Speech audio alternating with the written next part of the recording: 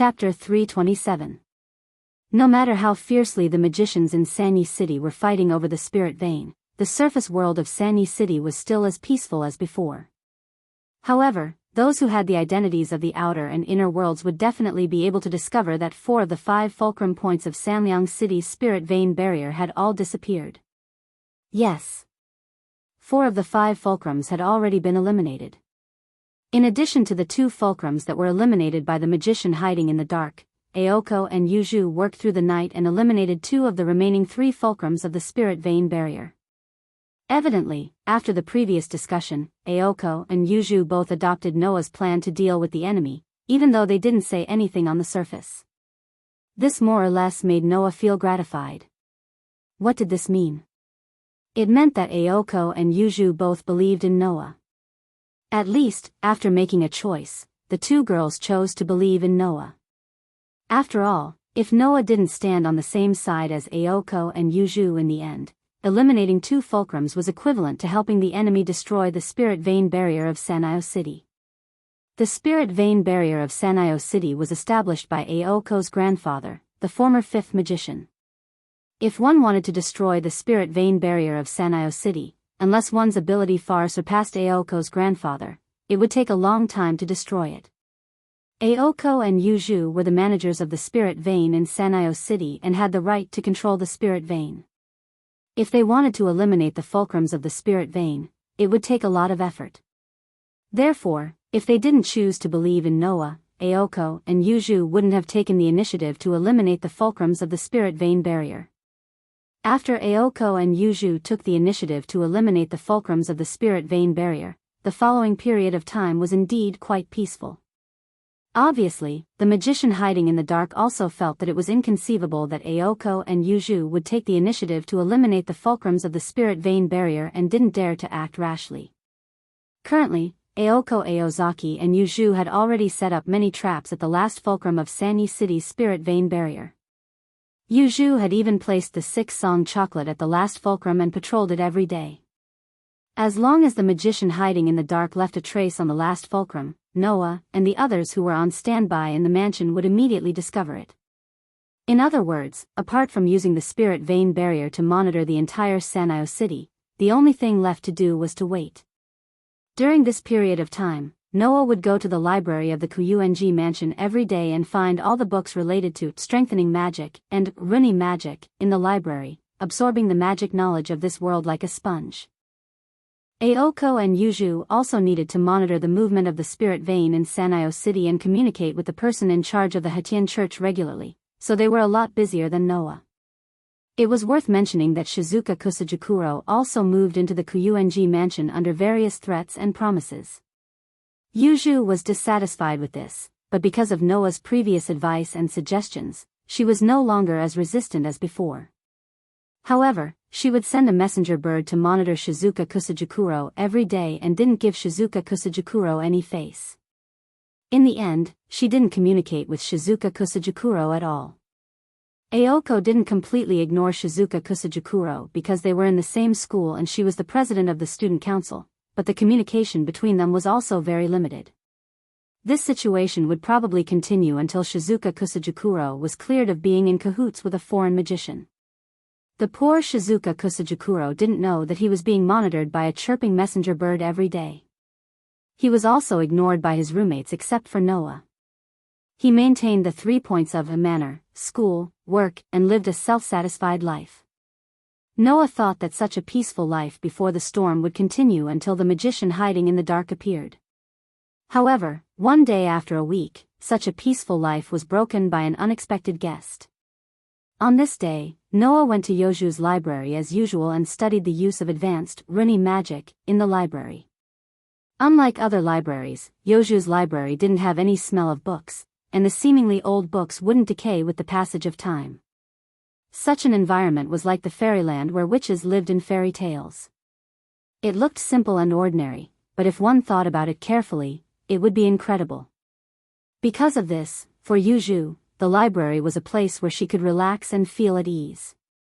In addition, Noah wasn't the kind of person who would be half-hearted when reading, or not cherish the books and casually destroy them. Now, Yuju was no longer against staying in the library with Noah to read. If a third party came to the library, they would definitely notice. Every day, Noah and Yuju would stay together in the corner of the library to read books. The distance between the two was not too far nor too close. It was as if they had blended into the environment of the library, immersing themselves in the world of books. This could be considered the tacit understanding that Noah and Yuju had developed in this period of time. The same tacit understanding was also developed between Noah and Aoko.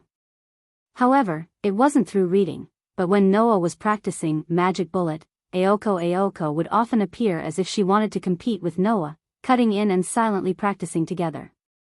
If no one came to pay attention to Noah and Yuju, the two of them would continue to read in silence until the evening. But today, right after they finished their lunch, the sound of footsteps suddenly echoed from the entrance of the library, attracting Noah and Yuju's attention. Yuju was the happiest when she was reading.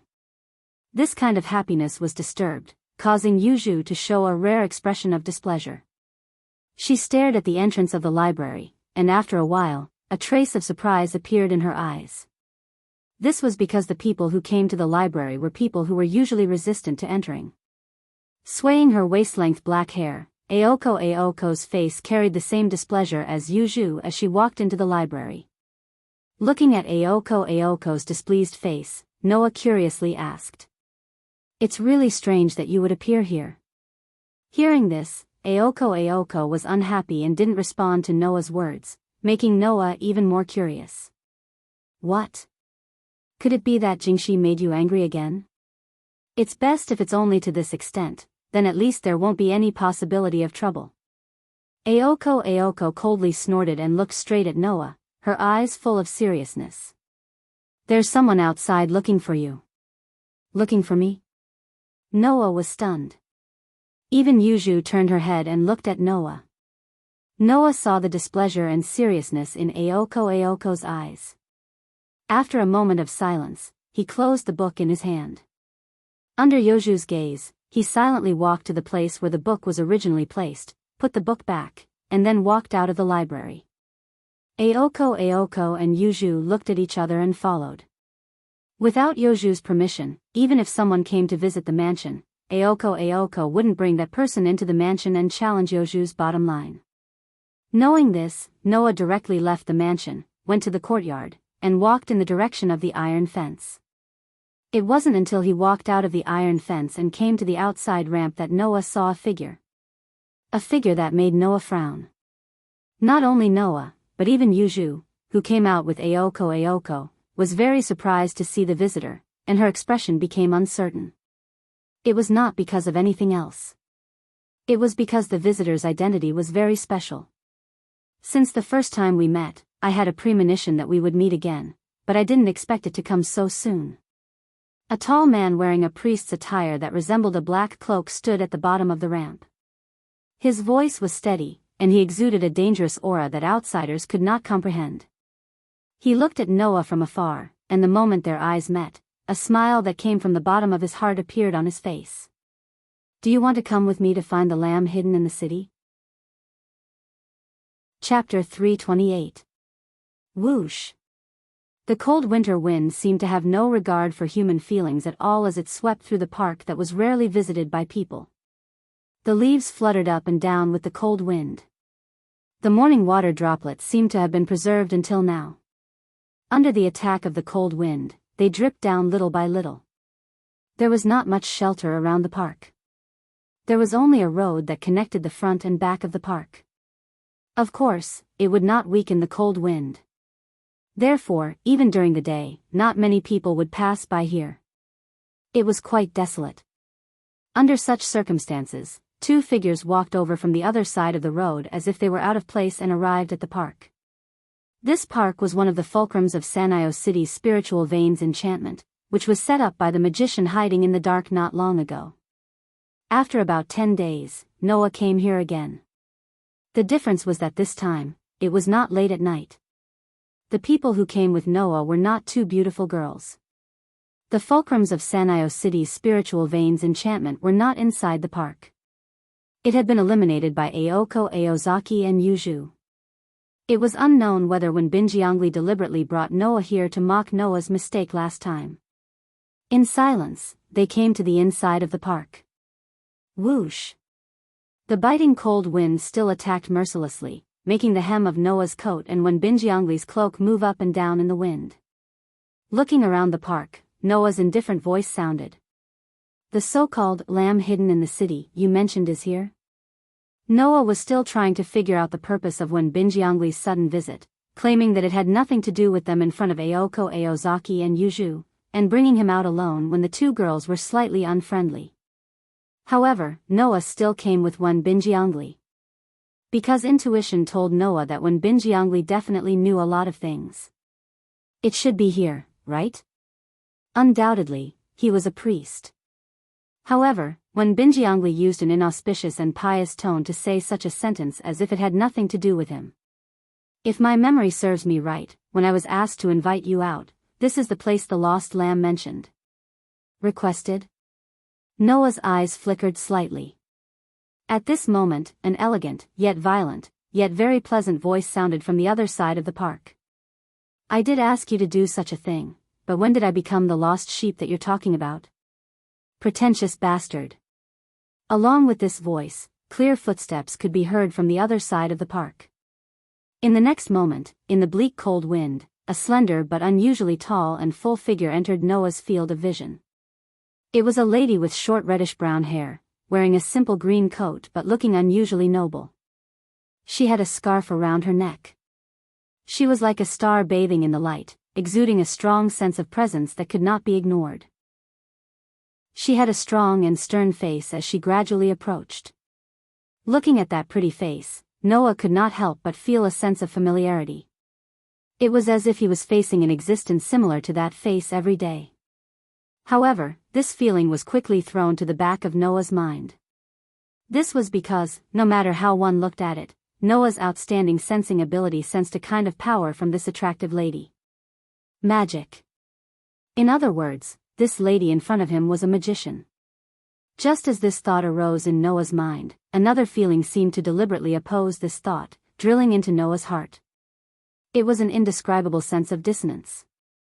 Instantly, the sense of familiarity, dissonance, and power rolled in Noah's heart at the same time, causing Noah to slightly squint his eyes as he looked at the lady.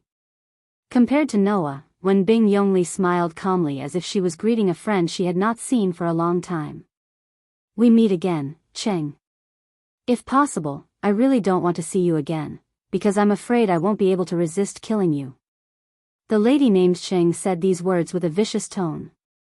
When she looked at Noah, her eyes became sharp, but her tone became much gentler. This is the first time we meet face to face, right?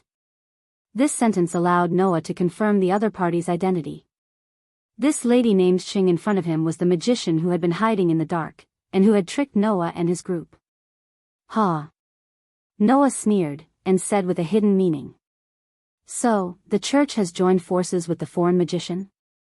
Although the conversation between Cheng and Wen Bingyongli made it seem like they were enemies, it was obvious that they knew each other. Moreover, Wen Bingyongli had always known the identity of the foreign magician who had invaded Sanyi City, but she had kept it a secret and did not provide it to the manager of Sanyi City's spiritual vein. Saying that there was nothing fishy about these two? Who would believe that? You're wrong. However, Cheng sneered. We didn't join forces, we just reached an agreement not to invade each other. Don't be surprised, for the worms of the church, internal strife between magicians is definitely something they would like to see. After saying this, Cheng did not give Wen Bingyongli a chance to refute. She looked at Wen Bingyongli coldly. There's nothing for you to do here, can you leave now? Wen Bingyongli revealed an emotionless smile without the slightest trace of anger. She turned her head and said to Noah. I'll be waiting for you outside. After saying this, Wen Bingyongli turned around and left the park decisively. From the beginning to the end, Cheng had been staring at Wen Bingyongli's back. Noah could clearly feel that Orange seemed to heave a sigh of relief after Wen Bingyongli left the park. Don't mind him. Cheng put one hand on her waist and tilted her head slightly, as if she was looking down at her opponent.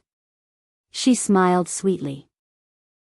If I let that guy continue to stay here, I can't guarantee that he will suddenly pull out a knife and swing it at my neck. That guy is a lunatic. I don't have the confidence to pay attention to him all the time when I'm talking to others. Really? Noah curled his lips indifferently. I don't mind. Of course. Ching acknowledged Noah's ability. After all, you're a monster who can even block Bo. That guy should be no different from a moving mantis in your eyes, right? Bo?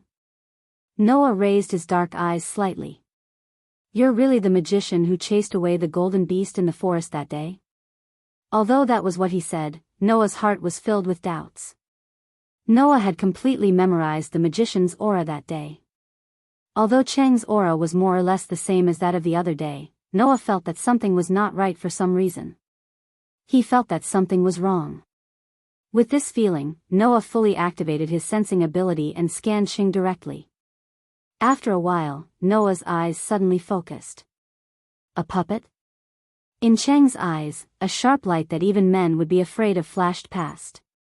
Then, Cheng laughed out loud. You're really not an ordinary person. I was confident that I wouldn't be discovered by you. Saying so, Orange let down all his guard and raised his hand in surrender. You are right. This is just a mannequin in front of you. I put my will into this mannequin, and that's why I dared to talk to you. I didn't think I would be discovered so quickly. It seems my skills are not good enough. I need to practice. Practice? She could create a puppet that was almost the same as the real person. Even Noah didn't notice it at first and only felt that something was wrong. She still needed to practice with such skills. If she continued to practice, she might even be able to create a puppet that was exactly the same as the real person. This woman named Cheng actually had such skills. It was really shocking. No wonder she could spend so much money on expensive automatons. However, if this was the case, even if Noah really wanted to attack Cheng, it would be useless. After suppressing the thoughts in his heart, Noah said impatiently. Tell me your purpose, magician. Purpose? Orange closed his eyes, a strange and cold smile appearing on his face. Speaking of which, there really is such a thing. As soon as he finished speaking, Orange opened his eyes and looked at Noah with a meaningful gaze. You, who are you? Chapter 329. You, who are you? In the park, the temperature in the air suddenly dropped to freezing point. Meeting Orange's cold and stern eyes, Noah smiled faintly. You don't know who I am? Noah knew that Orange was not asking for his name, but his identity. However, Noah did not know why Orange asked him this question. Did the other party discover something strange? Or was it simply because Orange wanted to investigate Noah's identity but couldn't? Although Noah had hacked into the national database, left his personal information there, and forged an identity, the identity of the surface world obviously did not apply to the inner world. If Orange could not find any traces of Noah in the magic world after some investigation, it would not be strange for Orange to be suspicious of Noah's identity. No one knew what Orange was thinking. Looking at Noah's faintly smiling face, Orange suddenly laughed. Do you know why Bo is following me? Hearing this, Noah frowned. This was indeed a mystery. Logically speaking, as a fantasy breed that was equivalent to mystery and miracles, the golden wolf called Bo had no reason to listen to Orange, a magician. Compared to the fantasy breed that only existed in fantasy and legends, human magicians were too weak.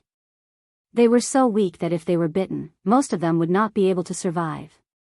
In this case, why would the golden wolf listen to Orange's orders? As you can see, Bo is a werewolf, and there is an atavism in the werewolf tribe. He has surpassed the silver wolf that should be the leader of the werewolves, crossed the category of a magical beast, and became an existence of fantasy beast. Orange seemed to be amused by something and let out an untimely and creepy laugh. Originally, as such a high concentration of mystery, and the embodiment of mystery, Bo should have the intelligence of any creature, but Bo underwent a mutation and evolved in a strange direction. Suddenly, Noah's gaze turned cold. Evolved in a strange direction? There was indeed something wrong with the golden wolf, Bo. You noticed it too, didn't you? Orange stared at Noah. That's right, Bo has already started to surpass the category of illusory beast and evolve towards divine beast. And the price of this evolution is that Bo will lose his intelligence. There was no excitement in Orange's eyes as he spoke in a mocking tone. Bo, who should have been born as a perfect creature, even if his strength exceeds the category of a fantasy breed and is probably stronger than a dragon, who is said to be at the peak of the fantasy breed, he doesn't have intelligence at all. He's just like a beast with great strength. Can this really be considered evolution? A strange light appeared in Noah's eyes. According to Orange, the golden wolf Bo was supposed to be a perfect creature.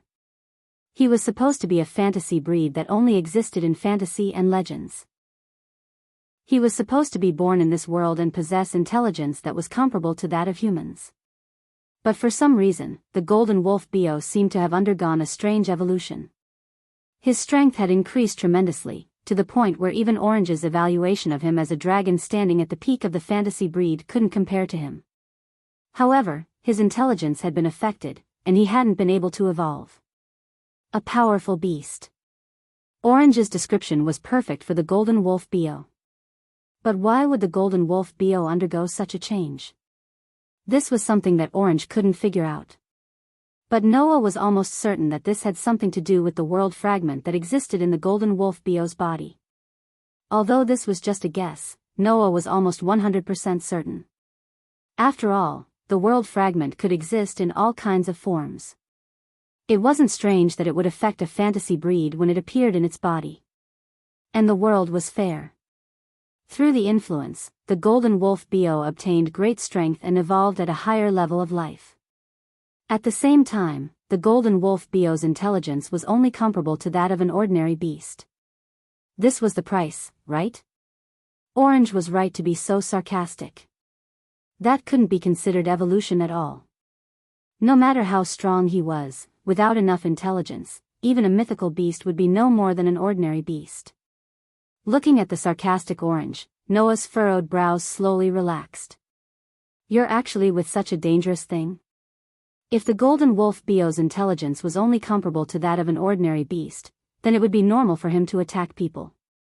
It was a miracle that nothing happened to Orange while he was with such a dangerous existence. Orange also understood what Noah meant and raised his eyebrows. Bo won't hurt me. I signed a contract with him. With the restrictions of the contract, Bo won't be able to hurt me. You signed a contract with that wolf? Noah asked in surprise. His first thought was disbelief. If the golden wolf Bo had the intelligence of a human, then they could negotiate and sign a contract. But now, the golden wolf Bo only had the intelligence of a beast. How could he sign a contract with a human? What was the difference between that and a ferocious lion obediently offering its neck to a human and putting a collar on a human while hunting in the forest every day? Orange seemed to enjoy the surprise of Noah, who had been calm all this while and even saw through her true form. She smiled happily. Actually, I was also very confused. When I found Bo in the cave in northern Europe, I noticed Bo's condition. I thought I was at my wit's end and tried to sign a contract with him. In the end, Bo accepted it without any resistance. At that time, I thought I was dreaming. As he spoke, Orange crossed his arms, and the smile on his face became slightly arrogant. Luckily, Bo only had the intelligence of a beast. He didn't understand that if he wanted to resist me, he had to break the contract first. Otherwise, he would be bound by the contract and have to listen to my orders. This saved me a lot of trouble. Hearing this, even Noah smiled bitterly in his heart. With the power of the golden wolf Bo, breaking the contract was a piece of cake. But at this time, the disadvantage of his lack of intelligence showed. If the golden wolf Bo wanted to resist Orange, he had to break the contract. But he just couldn't understand this point. Undoubtedly, he was a dog with sharp teeth that could bite off a collar on its neck. He was tied up, but he didn't know that he had to bite off the collar on his neck first. Instead, he foolishly wanted to rush out.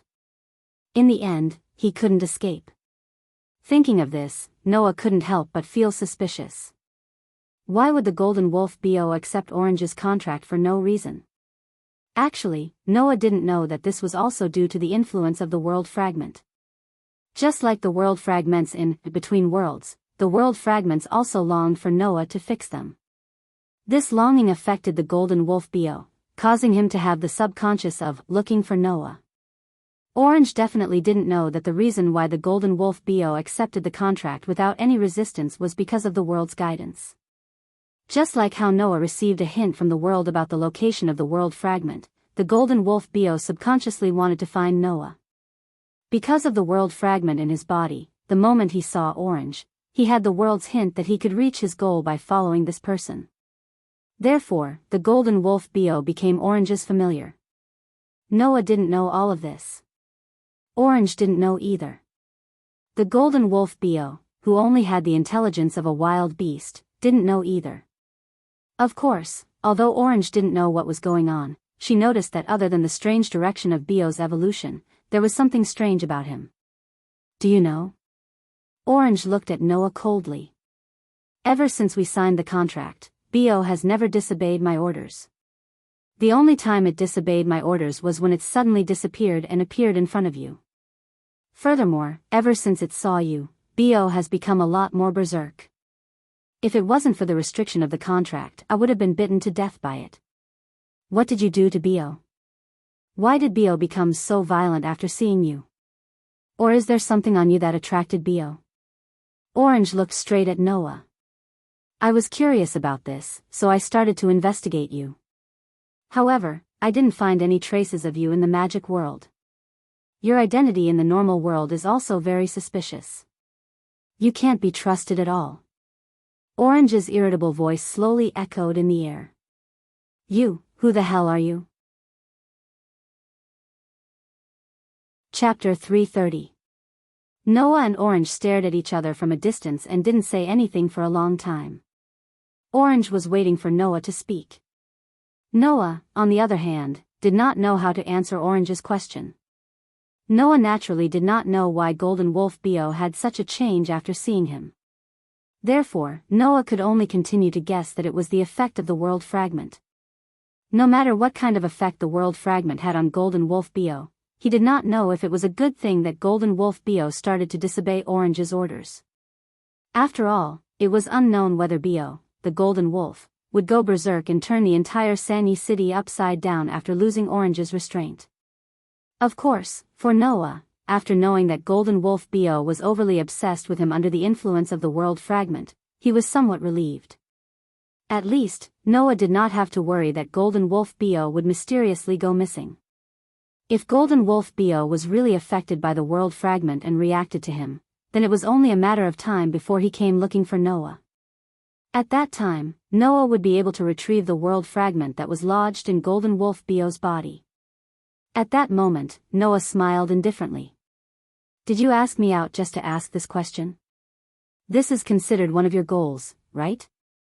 Orange looked at Noah from afar, a different kind of expression surging in her originally cold eyes. She looked like she was staring at some kind of prey. Under such circumstances, Orange asked a question. What's your relationship with Aoko? Aoko? Noah was a little surprised by Orange's sudden question. Then, he suddenly realized something. From the beginning, Noah felt that Orange gave him an inexplicable sense of familiarity. Now that Orange reminded him, Noah suddenly realized that this sense of familiarity came from Orange's expression. That awe-inspiring yet valiant expression was not exactly the same as Aoko Aozaki, but they were very similar. Orange, Aoko, could it be? Noah's heart skipped a beat, and he spat out 4 words. Ouchie Orange? Orange raised his chin. He didn't say anything, but the expression on his face gradually became joyful. Thank you for taking care of that useless little sister of mine. This disguised admission made Noah's face sink. Ouchie Orange. Aoko Aozaki. Noah's guess was right. Orange and Ching Zi were sisters. Biological sisters. Although we haven't met for a few years, I can still predict what kind of abilities Ching Zi has. Oh right, Yu Zhu is also my good friend, and I know her very well. Before I came to Sanyi City, I already had a perfect plan on how to deal with Qingzi and Yuzhu. Qingzi's voice turned cruel. It's just that I didn't expect that a person would suddenly appear in this battle and affect my trump card. I originally thought that you were Qingzi's hidden trump card, but now it seems that you also have your own position. What's your relationship with Qingzi? Orange asked for the second time. The way she looked at Noah was no longer cold and irritable. Instead, she became interested. According to your answer, I will also decide what kind of treatment to give you in the next battle. That one sentence made the atmosphere, which had dropped to the freezing point, become tense. After a while, Noah suddenly laughed. My relationship with the Qingzi you mentioned is very vague. If you want to use something as a standard to measure it, right, what's the relationship between us? We kissed. Kissed. Orange was stunned. When she came to her senses, she couldn't help laughing. That is to say, you are Qingzi's possession? Qingzi's possession? Noah shrugged. I don't object to your understanding, but if you must, I hope you can understand it differently. Saying this, Noah's face showed an intriguing expression. He looked straight ahead. It's not that I'm Qingzi's possession, but that Qingzi is my possession. The smile on Orange's face gradually disappeared. Her eyes fixed on Noah gradually turned cold, as if she had abandoned all feelings. I understand. You are Qingzi's trump card, and you are destined to be my enemy. That's all I need to understand. After saying this, Orange turned her back, exposing her almost perfect back to Noah's eyes. Are you ready at the last fulcrum? I will also go back and prepare. The next time we meet, it will be the time to kill. After saying this, Orange didn't look back. As if she had completed the most important task, she left the park with powerful steps. Looking at Orange's vivid back, Noah found it hard to believe that she was a puppet that crawled on the ground like an ant. With the technology to create puppets of that level and a fantasy breed that was even stronger than a dragon, Ouchie Orange was definitely a strong opponent. Looking at Orange's back, Noah turned around and walked out of the park against the cold wind after a while. At the corner of the road outside the park, when Bingyongli stared at Noah with fox-like eyes. She still had a calm smile on her face. It's rare to see Orange talk to someone for so long. It seems that you two get along very well. I don't know if I get along with Ouchie Orange yet. Noah stopped and glanced at Wen Bingyongli, but I know that we will never get along. After saying this, Noah's body suddenly moved. As if turning into a shadow, he appeared in front of Wen Bingyongli like a ghost. The smile on Wen Bingyongli's face froze. Her pupils shrank, and her body instantly tensed up. She jumped and retreated quickly. Almost at the same time, a hand appeared out of thin air, piercing through the air and passing by where Wen Bing and Yongli had been standing. At this moment, a cold light flashed in Wen Bingyongli's eyes. Her body suddenly stopped retreating. Like a spring, she charged forward instead of retreating. Clang! A cold, lightning-like light lit up from Wen Bingyongli's thick cloak. Like a poisonous snake, it stabbed toward Noah viciously. That speed seemed to have surpassed the speed of sound. It flashed through the air. No matter how powerful a magician was, once this attack that seemed to surpass the speed of sound got close to them, they would definitely die. For such an attack to appear from a priest who wasn't even a magician, it could only be described as a godly skill. This was the priest of the Hetian Church Wen Bingyongli. He was an existence that even Orange found difficult to deal with and was on guard against. However, in front of Wen Bingyongli, there was an even more incredible existence. Even if he didn't use magic and magic, he still had terrifying strength. A hand suddenly appeared from the side. Like an arrow, it cut through the air. In a thousandth of a second, it suddenly touched the cold light that shot toward Wen Bingyongli. Pa! With a crisp sound, the strong hand grasped the wrist of Wen Bingyongli, who was holding the cold light. At this moment, the lightning-like cold light showed its full appearance. It was a saber. A very sharp long saber. Whoosh! In the next second, against the air and with the sound of the wind, a leg that turned into a shadow hit Wen Bingyong-Li's chest heavily like a ferocious whip. Bang! A muffled sound and a strong impact exploded in front of Wen Bingyong-Li's chest at the same time. Gurgle! Wen Bingyong-Li groaned. Her whole body was directly hit into the air. Like a kite with a broken string, she smashed into a wall. Puff! Wen Bingyong-Li, who was almost embedded into the wall, felt a sharp pain in his chest. His body twitched, and his face turned pale. He spat out a mouthful of blood, which splashed all over the ground. His body slowly slid down the wall. At this moment, the foot that had just heavily kicked Wen Bingyong-Li's chest suddenly flashed and fell on Wen Bingyong-Li's body. Bang! Another muffled sound came. Dong! Wen Bingyong-Li's body, which was slowly sliding down along the wall, was directly trampled to the ground. Gurgle! The sharp pain from her chest and the impact from her back made Wen Bingyong-Li spit out a mouthful of red blood again. Like a blood flower, it sprayed to the sky and then fell down again. Wen Bingyong-Li's paler face was dyed red. Chapter 331. Cough cough. At this moment, Wen Bingyong-Li felt as if his body was no longer his own. Apart from pain, all other sensations were far away, and he couldn't feel anything at all. I thought I could take you down in one move, but I didn't expect you to be so capable. As expected of the church's lackey, even if you're not a magician, you can still display considerable strength. No wonder Ouchie Orange is so afraid of you. On the other side, Noah still had one foot on Wen Bingyong-Li's chest as he looked down at Wen Bingyong-Li, whose pale face was dyed red by dark red blood. There was a smile on his face, but there was no smile in his eyes. However, for a priest to carry a weapon used to kill, you are really incompetent. Saying this, Noah slightly crouched down and touched the half of Wen Bingyong-Li's body that was covered by the cloak. He immediately took out two sharp long swords. In other words, including the one in Wen Bingyong-Li's hand, Wen Bingyong-Li had a total of 3 long swords on him. Clang clang. The sound of the sharp long saber being casually thrown to the ground echoed, which made Wen Bingyong, who was a little confused, more or less sober. Cough cough.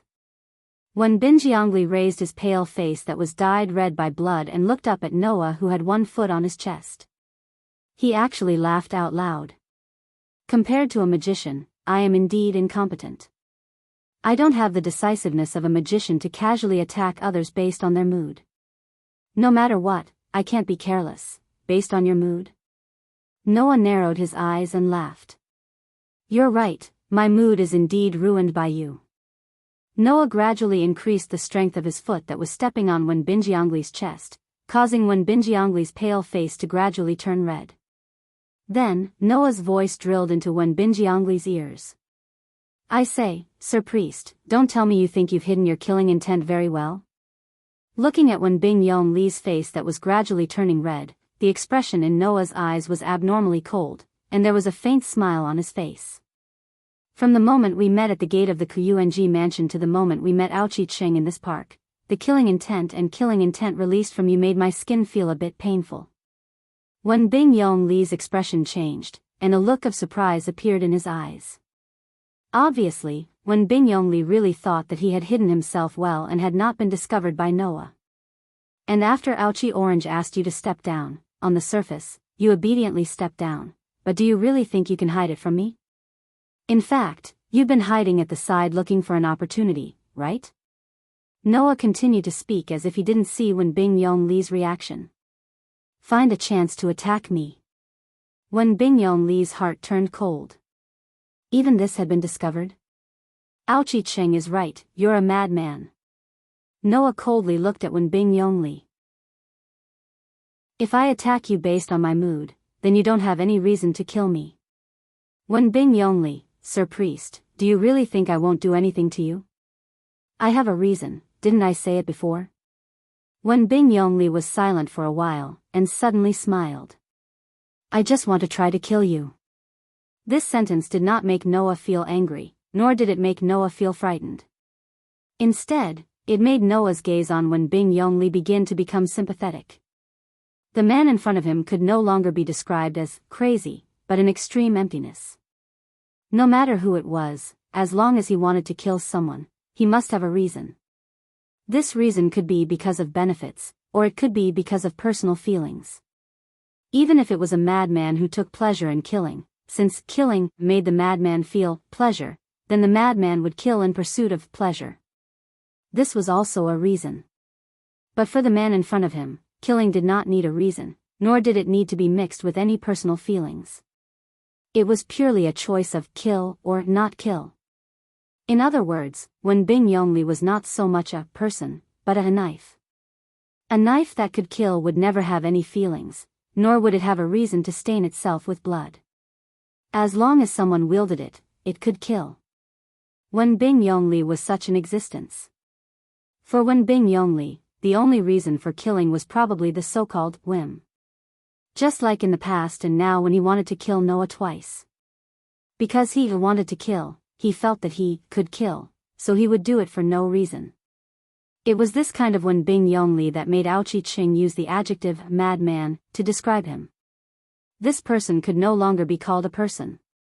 Perhaps, the reason why Wenbing Yongli accepted Aoqi Qing's request and brought Noah here was just to find a chance to kill Noah. Besides that, there was no other reason. Noah's pair of deep dark eyes swept over Wenbing Yongli, and then the corner of his mouth slowly raised. You're a human on the outside, but you're a weapon on the inside. Killing is the only meaning of your existence. Other than that, you're nothing. Your existence really makes people feel sympathy for you.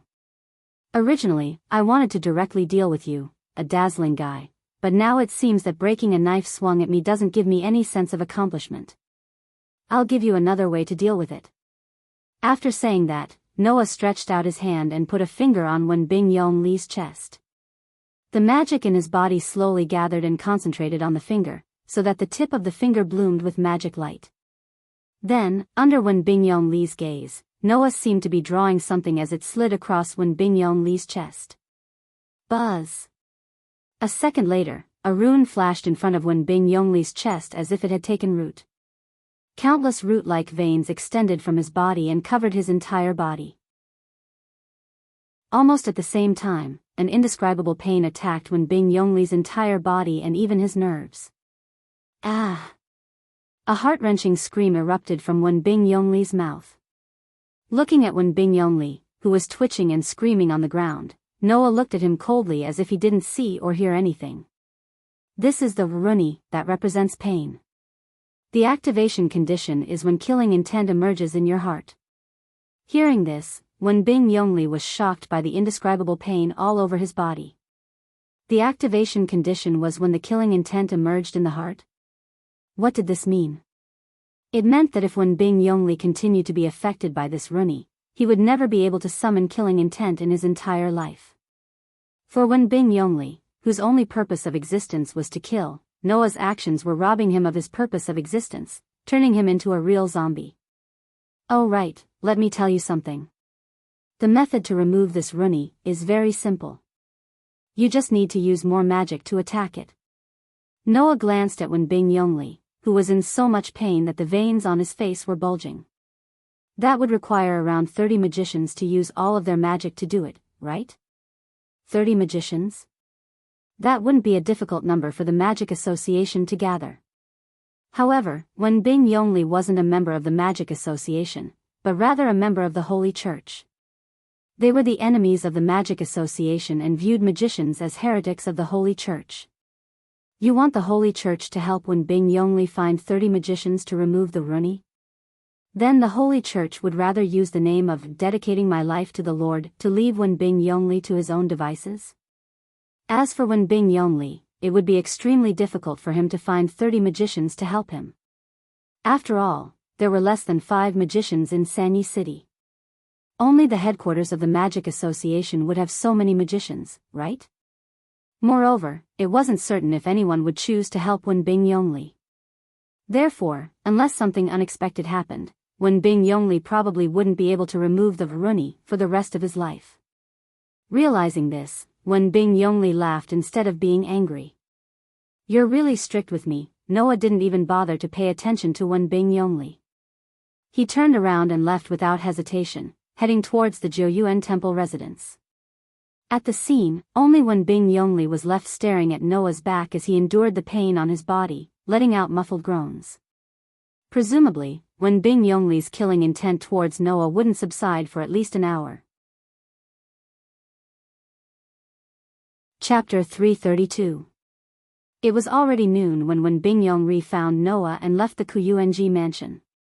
Now, with the time spent on the road and the confrontation with Ouchi Orange and Wenbing Yongli, when Noah returned to the White Dog Mound and walked along the slope to the gate of the Kuyuenji mansion, the sky just began to darken. The setting sun appeared with the dusk, illuminating the iron fence of the Kuyuenji mansion. Pushing open the iron fence and walking into the courtyard, Noah walked along the tree-lined path to the front door of the mansion and entered the entrance. There was only a pair of shoes at the entrance. They were Aoko's shoes. In the mansion, other than Noah and Yuju, Aoko's lifestyle could be said to be purely Japanese. Even if there was no one at home, she had to greet them. She would not wear shoes when she entered the mansion. Therefore, Aoko's shoes were usually placed at the entrance of the mansion. If there were slippers, it meant that Aoko had gone out. If there were slippers, it meant that Aoko was in the mansion. As for Shizuka Kusajikuro, his way of life was purely for the purpose of convenience. For example, in the winter, in order to keep warm, Shizuki Kusajuro would wear shoes when he entered the mansion. If the weather was not cold, he would go barefoot. He was quite casual. Noah and Yuju, on the other hand, would definitely wear shoes when they entered the mansion. They would not allow themselves to be barefoot. Therefore, when he saw Aoko's shoes at the entrance, Noah knew that Aoko had not gone out and was still in the mansion. The door on the east side of the hall was wide open. The light from the living room was also projected from the door, illuminating a corner of the hall. Noah, who had sensed Aoko and Yoju's aura from the living room, immediately walked through the door on the east side. He pushed open the door and entered the living room. In the brightly lit living room, Aoko and Yuju were sitting on the sofa facing each other. One was watching TV while the other was quietly reading a book. When Noah entered the living room, whether it was Aoko who was watching TV or Yuju who was reading a book, all of them turned their heads towards Noah. Their gazes were all fixed on Noah. If it was any other time, Aoko and Yuju would have ignored Noah's return and continued with their own business. But today was clearly an exception. "You're back." Aoko looked straight at Noah. "I thought you would come back later." "That's what I thought at first, but things seem to have been resolved faster than I thought," Noah casually replied as he sat down beside Aoko. "Where's Jingshi?" "He went out to work." Aoko replied in a perfunctory manner before asking with a serious expression. "Why is that priest looking for you?" On the opposite side, Yuju also looked closely at Noah. She seemed to be very concerned about this question. The relationship between magician and the church wasn't good to begin with. Although Wenbing Yongli was neutral and didn't side with the church or magician, his identity was still very sensitive. Besides, no one knew what kind of person Wenbing Yongli was better than Aoko and Yuju. To put it bluntly, that person only remembered his own matters and did things based on his own mood. He was a complete egoist. For such a pretentious person to purposely come here to invite Noah out, no one would believe that nothing had happened. Noah turned his head and didn't say anything. He just looked into Aoko's eyes. His dark and deep eyes were filled with a look that Aoko couldn't understand. "WH. What are you doing?" Aoko, who felt a little uncomfortable, subconsciously wanted to turn her head away. However, her innate unwillingness to admit defeat made her suppress this impulse. Instead, she glared fiercely at Noah. "Could it be that the matter you are talking about has something to do with me?" Noah still looked straight into Aoko's eyes that were filled with determination and awe. After a while, he closed his eyes and turned his head away. "That fake priest brought me to meet someone." Although Noah's tone was calm and casual, Aoko did not dare to feel relaxed at all. Because, for Noah, the matter that was not important could be the biggest trouble for Aoko. Aoko and Yuju looked at each other, then turned their gaze to Noah. Noah finally sighed when he sensed the gazes of the two girls. "That's your sister." Before Yuju could react, Aoko's delicate body trembled as she looked at Noah. "Who did you say?" "Your sister." Noah glanced at Aoko Aozaki. "During this period of time, we have been racking our brains to deal with the opponent, the foreign magician who tricked the three of us, your sister Aoko Cheng." In the living room, a burst of oppressive silence suddenly filled the air. Aoko's awe-inspiring face flashed with all kinds of emotions in an instant. After a while, it turned into complete calmness with a faint trace of resentment. "I see. Now I understand everything." Not to mention Aoko, even Yuju seemed to have understood the reason behind this, and a hint of gloominess flashed through her eyes. In this way, the reason why the enchantment of Sanyo City can't detect the enemy is clear. Hearing the two girls' words, Noah more or less understood. Previously, the enchantment of Sanyo City could not detect the movement of intruders. It was not because the enemy this time had a special magic concealment technique like Noah, but because the enemy was very familiar with the enchantment of Sanyo City. As Aoko's sister, Aoko Cheng should be very familiar with the enchantment of Sanyo City. In this way, to hide from the detection of the enchantment was a simple matter for Aoko Cheng. "I don't understand, why did your older sister become a foreign magician who came to compete for the barrier of Sanyo City?" Noah asked Aoko with a question that had been bothering him for a long time. "I think that your sister's ability is much higher than a trainee magician like you. In this case, why did it evolve into the current situation?" In order to be able to reach the origin, magicians would spend their lifetime to turn their research results into magic engraving and leave it to their descendants, so that their descendants could inherit their research and find the path to the origin. In a magic family, there was only one magic engraving. It was the real treasure passed down from generation to generation in this magic family. And since Aoko Cheng was Aoko Cheng's sister, it proved that she was also a magician from the Aoko family. As a result, why wasn't Aochi Aoko the more capable one who inherited the magic seal, and became the successor of the Aochi family? Instead, why was it Aochi Aoko who inherited the magic seal, and became an apprentice magician who had only studied magic for less than 2 years?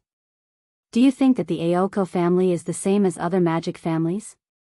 Aoko naturally understood why Noah had such a question and was speechless. The Aoko family is different from other magic families. Hearing this, Noah's heart was moved. If there was a difference between the Aoko family and other magic families, then Noah could only think of one thing. Magic? That's right. Aoko let out a rare bitter laugh. Unlike other magicians who would sacrifice their entire lives in order to reach the origin, the Aozaki family already possesses magic and has already reached the origin. There is no need for the Aozaki family to risk their lives in order to reach the origin. The Aozaki family only needs to do one thing. Aoko raised her hand and rolled up her sleeves, exposing the tattoo on her arm. Inheriting magic is the foundation of the Aoko family. The ultimate goal of a magician was to reach the origin. And magic was the ultimate way to reach the origin. Whether it was to create magic to reach the origin, or to obtain magic after reaching the origin, as long as one had magic, it was equivalent to grasping the path to the origin. Therefore, the Aoko family who had magic was no longer a magic family who left behind research topics for their descendants to study in order to reach the origin. The Aoko family's magic engraving contained magic. As long as one could use magic, then anyone could reach the origin. For the Aoko family, magic was the foundation. Because the Aoko family already had the means to reach the origin. Although it's embarrassing, I'll say it clearly. Aoko's face was tense. I'm afraid that my sister's goal is not the spiritual vein in Sanyo City, but the magic in my hands. Chapter 333. It was believed that no matter who it was, as long as it was a magician whose goal was to reach the origin, it would be impossible for them to reject magic that could reach the origin. If it wasn't for the fact that the magic mark could only be used on direct descendants, then for the sake of magic, the Aozaki family would have already been trampled to the ground by countless magicians in the magic world who had gone mad in order to reach the origin. It was also because of this that even though she was only a half-baked magician, Aozaki Aoko was still able to live a good life in Sano City. Unfortunately, the enemy this time wasn't an unorthodox magician, but Aozaki Aoko's biological sister Aozaki Orange. As a direct descendant of the Aozaki family, as long as Aozaki Aoko's magic mark was stolen, Aozaki Orange could still inherit the Aozaki family and obtain magic. Therefore, for Aozaki Aoko, no matter how she looked at it, Aozaki Orange was the worst enemy, without exception. Actually, my sister is the original successor of the Aozaki family. In the living room, Aozaki Aoko, who was sitting on the sofa, said these words in an emotionless tone. From the moment my sister was born, she was raised by my grandfather with the goal of inheriting magic as her goal. Since she was a child, she grew up in the form of a magic egg in order to inherit the magic of the Aozaki family one day. My sister's talent for magic is very amazing. Compared to my sister, I only started to receive training as a magician at the age of 15. After nearly 2 years, I was still an apprentice magician. I can't compare to her. Aozaki Aoko said this, but her expression was still as firm as ever. It's just that the Aozaki family's magic doesn't require any talent for magic. Even if you perform well in magic, if you can't adapt to magic, then it's useless. My sister didn't understand this at all, so she excessively responded to my grandfather's request and showed off her amazing talent for magic. In the end, she was abandoned by my grandfather. At this point, Aozaki Aoko stopped her explanation, her eyes fluctuating with emotions that outsiders couldn't understand. Was it sympathy and pity for her sister's final fate? Or was it anger for her grandfather's ruthless abandonment of her sister? No one knew about this, not even Noah and Yuju, who were with Aozaki Aoko all the time. However, according to Aoko's explanation, Noah understood the relationship between Aoko and Aoko. Aozaki Orange's talent in magic was amazing, but no matter how good her talent in magic was, it had nothing to do with the Aozaki family. After all, the purpose of a magician's research was to reach the origin, while the Aozaki family already possessed magic that could reach the origin, so there was no need for them to research any more magic, as long as they could inherit the magic.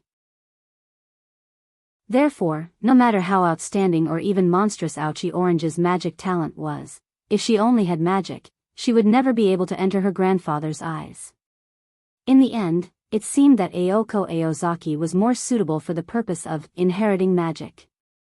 As a result, Aozaki Aoko was abandoned by the previous Aozaki family's magic envoy, while Aozaki Aoko inherited the Aozaki family's magic and became the manager of Sano City's spirit vein. And now, Aozaki Orange had returned. Sister didn't come back for revenge, nor did she come back to teach her grandfather a lesson for abandoning her a lesson, nor did she come back to take back what once belonged to her. Aozaki Aoko asserted. Sister only came here as a magician who has dedicated her life to magic, to seize the magic that can reach the origin. Hearing Aozaki Aoko's words, Noah and Yuju both became silent. Because they both understood that Aozaki Aoko's words were probably the most correct. This was the so-called magician. They didn't have the moral standards of a human, nor did they have self-restraint. As long as they could reach the origin, they would try any method, use any means to obtain it. Compared to the ultimate goal of a magician's life, hatred, ethics, and all human emotions had to be put behind. This was the ideal requirement of a magician.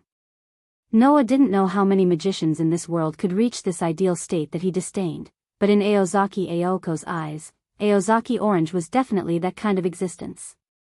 I should have guessed it was that idiot sister. Aozaki Aoko said while gnashing her teeth.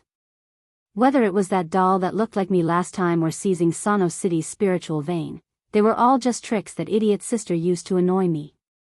She is such a capricious person. Sorry, I can't agree with your point of view this time.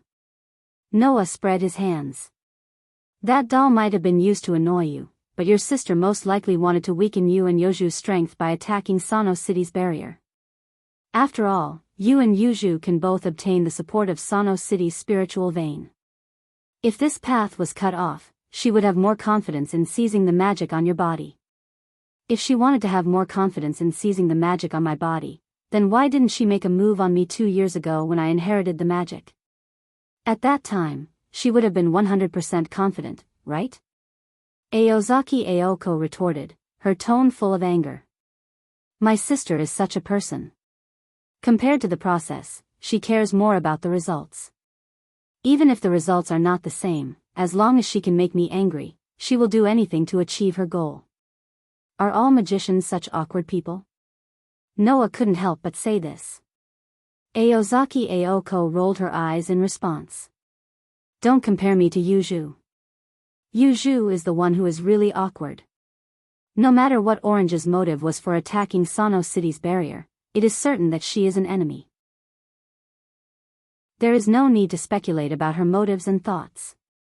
Yuju stopped Noa and Aozaki Aoko from speculating. Her tone was reproachful for Aozaki Aoko's words. She then looked at Noa. Why did Orange ask you to go out?